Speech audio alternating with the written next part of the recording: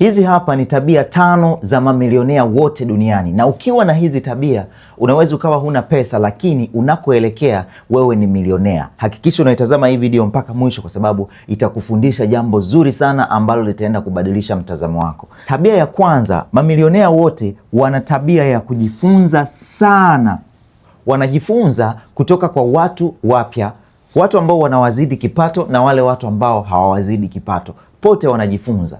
Mamilionea wanatumia muda mwingi sana kusoma vitabu, lakini wanatumia muda mwingi sana kusikiliza audio ya mambo ambayo yataendelea kukuza umilionea wao pamoja na kuendelea kujenga mtazamo wao. Tabia ya pili ambayo mamilionea wanaifanya zaidi ni wanafanya zaidi kuliko maneno. Wanatenda zaidi kuliko maneno. Tunasema maneno kidogo, action nyingi zaidi. Ni bora kukosea kuliko kuto kufanya kabisa, ndicho kitu ambacho wanakiamini. Tabia ya tatu ya matajiri, wanapanga malengo makubwa yanayowatisha. Malengo ambayo ukiyasikia wewe kama ni una mindset ya kimaskini, automatically utasema hili haliwezekani. Mtu anakuambia ndani ya miaka 5 au ndani ya miaka 15 nitanunua ndege yangu, lakini wakati huu hana hata shilingi 5 kwenye benki yake. Ni kipindi ambacho hana hela. Akilizungumza hili wazo, ni lazima maskini wengi watamcheka. Tabia ya 4, wanasema matajiri wengi wameasi